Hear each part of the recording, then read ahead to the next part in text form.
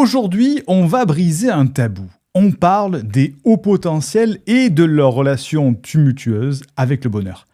Prépare-toi, ça risque de secouer les neurones. Les hauts potentiels sont-ils trop intelligents pour être heureux? Et pense à t'abonner afin de soutenir cette chaîne et aussi pour ne louper aucun conseil qui pourrait t'aider.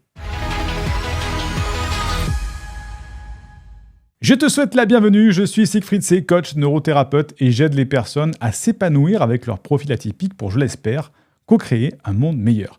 Tu sais que tu peux dès à présent devenir gratuitement élève de notre université et recevoir mes vidéos privées complémentaires dans lesquelles je donne beaucoup plus de détails pour appliquer mes conseils.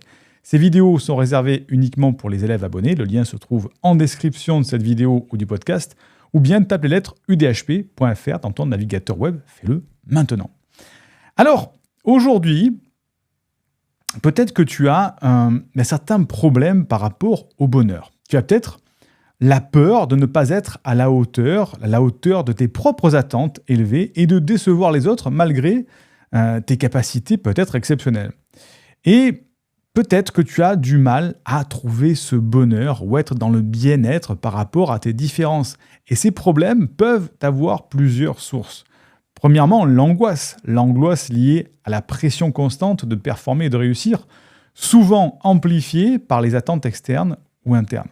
L'anxiété face à la complexité du monde, à l'incapacité de le changer rapidement et à anticiper ce qui va arriver dans l'avenir. Tu peux peut-être aussi avoir des frustrations, la frustration de voir des problèmes évidents dans le monde, mais de te sentir impuissant à les résoudre de manière significative. Et tout ça t'amène peut-être à des colères. Colère face à l'injustice, à l'incompréhension et à la discrimination liée peut-être par rapport à ta différence qui peut créer des barrières dans tes relations. Et tu peux en arriver, comme certains, à avoir des jalousies envers ceux qui semblent vivre avec une apparente facilité sans être submergés par la complexité et les défis qui accompagnent le haut potentiel. Alors, c'est compliqué, c'est vrai. Et comme le dit le titre d'un célèbre livre, « Haut potentiel, trop intelligent pour être heureux », c'est pas si sûr. C'est Andrea Sublet et Nathalie Boisselier qui ont réalisé une revue de la littérature des études faites sur le bonheur chez les surdoués, c'est-à-dire les personnes qui ont un QI supérieur ou égal à 130.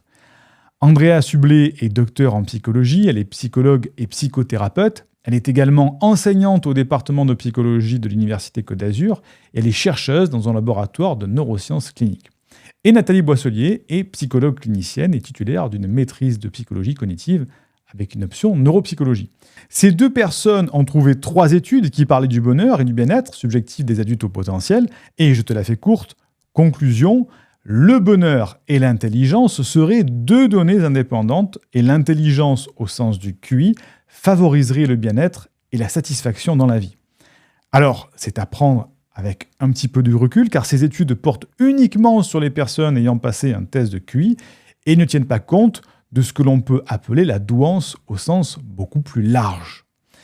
Mais c'est quoi la douance au sens plus large? On en revient à la question, quelle est la différence entre haut potentiel intellectuel et douance?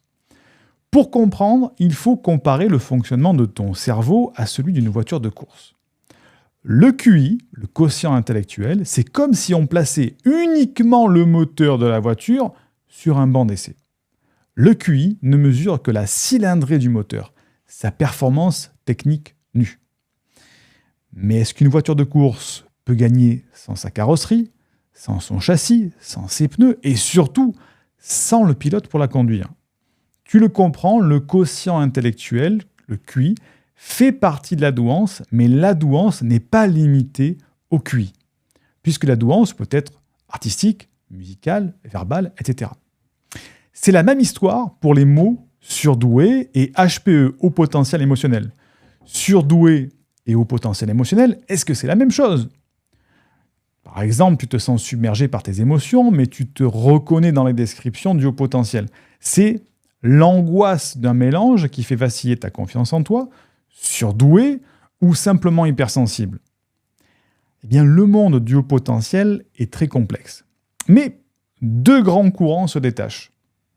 Il y a d'un côté ce que j'appelle le monde académique, psychologue, psychiatre, qui est assez restrictif, faut se l'avouer, parfois même trop restrictif, et qui ne jure que par le quotient intellectuel, le QI, le chiffre de QI.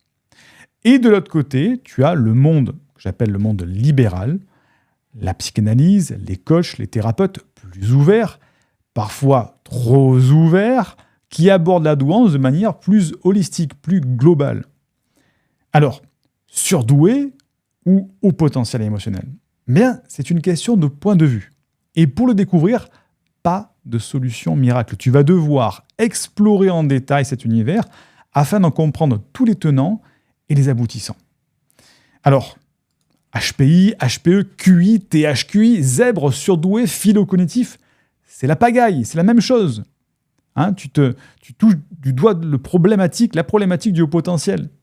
Peut-être que tu souffres de te sentir différent ou différente et tu soupçonnes d'avoir une douance ou d'avoir un profil atypique et tu es encore plus perdu après avoir découvert qu'il existe une dizaine de ramifications.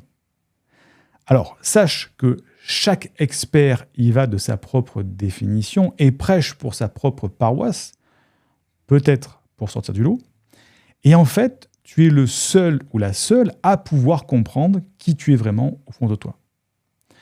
La solution, ne reste pas spectateur, agis, fais une introspection, c'est-à-dire tu vas examiner tes pensées, tes émotions, tes croyances, tes valeurs. L'objectif est de mieux te comprendre, d'explorer ta conscience et de prendre du recul pour analyser ta propre vie. Pars dans cette enquête, c'est une enquête merveilleuse qui te mènera vers la vérité sur toi et ton comportement. Et c'est la raison pour laquelle je te partage dans la vidéo complémentaire tous les amalgames à ne pas faire entre HPI et douance afin d'y voir plus clair. Tu y apprendras le parcours et les souffrances d'un haut potentiel depuis son enfance jusqu'à l'âge adulte et comment y remédier. Tout ça, ça se passe dans la vidéo complémentaire réservée aux élèves de ma newsletter privée dans laquelle je peux prendre un petit peu plus de temps pour développer mes conseils que dans une vidéo sur YouTube. C'est totalement gratuit. Pour y accéder, le lien se trouve en description sous cette vidéo ou sous le podcast ou bien épinglé en premier commentaire. Fais-le maintenant et on se retrouve dans la vidéo complémentaire.